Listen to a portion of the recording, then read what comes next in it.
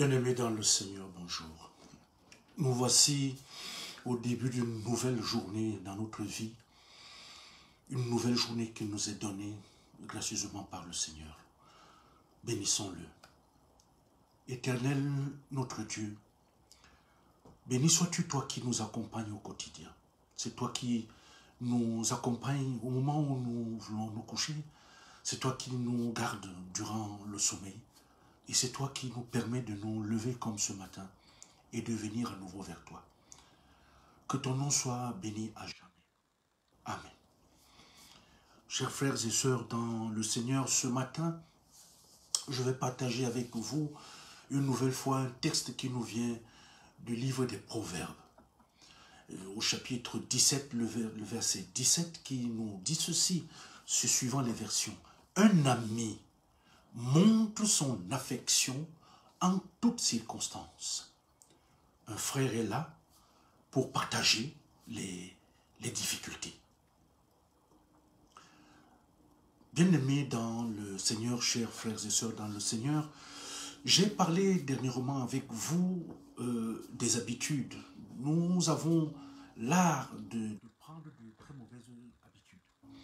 Et pourquoi cela? Parce qu'en fait, nous trouvons difficile de comprendre parfois nos émotions, ou alors nous avons envie de fuir la réalité, n'est-ce pas, de tous les jours.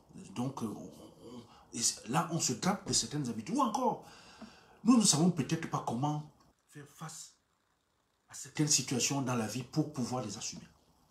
Alors, nous sommes tous, le plus souvent, à des moments donnés de notre vie, en train de courir. On court, on cherche une porte de secours. On cherche à s'esquiver. On veut trouver un moyen de nous échapper. Mais nous ne parvenons pas à nous libérer de ces mauvaises habitudes. Si, oui, ce n'est que le jour où elles peuvent nous coûter très cher. Lorsque nous-mêmes, dans l'habitude, ce que nous avons l'habitude de faire pour fuir une réalité, ce n'est que lorsqu'on est buté à un obstacle et on sent que maintenant, c'est mauvais. Alors, c'est là où on se décide à faire quoi? C'est à ce moment-là qu'on se décide à suivre, n'est-ce pas, les directives, n'est-ce pas, de Dieu. On se décide à vivre comme, n'est-ce pas, Dieu, n'est-ce pas, nous le prescrit. Sa puissance qui est en nous, parce que chacun de nous a cette puissance de Dieu en lui. C'est à ce moment-là que cette puissance peut, n'est-ce pas, se libérer. Parfois, nous avons pourtant des opportunités. Nous pouvons accepter l'aide d'un ami qui a assez disons, de maturité spirituelle pour, n'est-ce pas, prendre nos confidences et qu'il est une personne qui a beaucoup de force intérieure pour nous obliger à prendre nos responsabilités, et quelqu'un qui peut être, disons, assez loyal envers nous, parce que pour la loyauté aujourd'hui, il faut avoir peur. Quelqu'un qui a assez de loyauté, n'est-ce pas, envers nous, pour que les confidences qu'on lui donne, qu'il ne les divulgue pas, mais qu'il nous aide à ne pas tomber. Nous devons, bien-aimés dans le Seigneur, accepter l'engagement d'appeler. C'est à nous d'appeler. Quand nous avons un problème, c'est à nous d'appeler pour demander de l'aide. C'est à nous. Dès que nous avons les premiers signes que ça ne va pas, il faut demander de l'aide. Parfois, voyons-nous, pour quelques minutes au téléphone, c'est-à-dire que la frontière qu'il y a entre, disons, la défaite que nous pensons que nous pouvons avoir, parce que si j'appelle pour dire mon problème, c'est comme si je suis défaillant, ou peut-être la victoire, ça se joue en quelques secondes au téléphone, par exemple.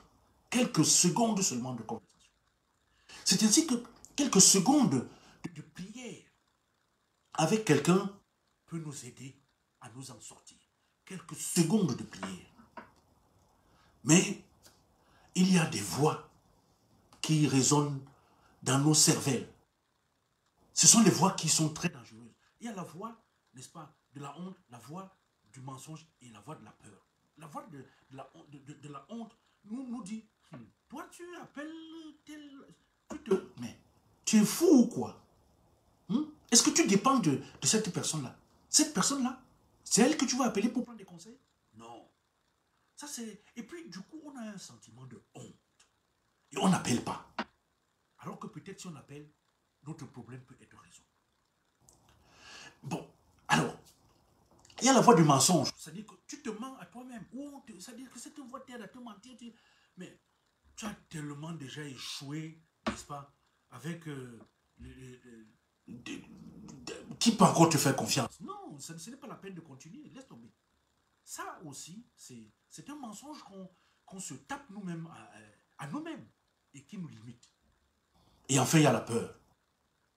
Ne te laisse pas contrôler ainsi. Non, il ne faut pas qu'on te contrôle comme ça. Non, ce sont des voix qui parlent à nous. Il ne faut pas écouter ces voix. Apprenons, bien-aimés dans le Seigneur, à nous tourner vers des personnes pour pouvoir prendre, n'est-ce pas, ici, le temps d'expliquer ce qui nous arrive en toute confiance. Mais naturellement, il faut choisir ces personnes. Et c'est pour cette raison qu'aujourd'hui, nous parlons d'amitié. Je parle d'amitié.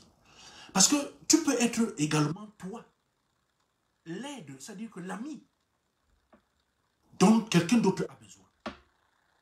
Tu peux être ce frère-là dont quelqu'un a besoin. Mais soyons, pour ceux qui viennent vers nous, bien aimés dans le Seigneur, de vrais amis. Soyons de vrais frères. Autant que nous aimerions que lorsque nous sommes dans le besoin, nous puissions en avoir.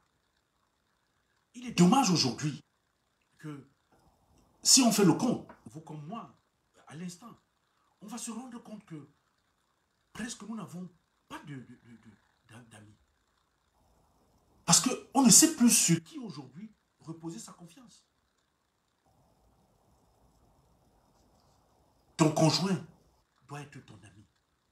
Ton conjoint, je parle indifféremment dans le mariage ou cette vie aujourd'hui qui est officielle où deux personnes peuvent être ensemble. Il faut que celui qui est avec toi, qu'il soit ton ami. Un ami, bien aimé dans le Seigneur, et c'est le thème de notre partage de ce matin.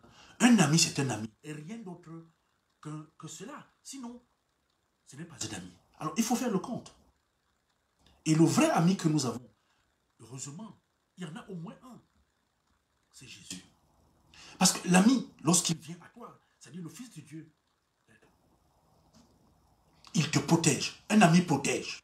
Un ami ne livre pas sa personne. Un ami, ça protège. En toutes circonstances. Et Jésus est celui-là, cet ami-là, qui nous protège en toutes circonstances. C'est un ami. Jésus est un ami. Alors nous aussi, cherchons à être de vrais amis pour ceux qui viennent vers nous. Comme nous aimerions avoir des amis lorsque nous sommes dans le besoin. Un ami, c'est un ami. Et rien d'autre que cela. Sinon, ce n'est pas un ami. Amen. Seigneur notre Dieu, merci pour cette nouvelle journée de vie. Et merci surtout parce que tu demeures celui-là qui est notre ami. Parce que tu as même pris ton Fils, Jésus, pour en faire notre ami. Afin que nous puissions être libérés ici du péché et avoir une place auprès de toi. Aide-nous à être aussi, dans cette vie charnelle, des amis pour ceux qui sont dans le besoin lorsqu'ils viennent vers nous. Sois celui-là qui nous donne le courage aussi d'aller vers d'autres lorsque nous sommes dans le besoin, pour nous confier afin d'avoir les conseils nécessaires pour pouvoir continuer notre marche dans cette vie.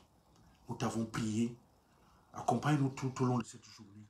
Nous t'avons prié au nom de ton Fils, Jésus-Christ. Amen.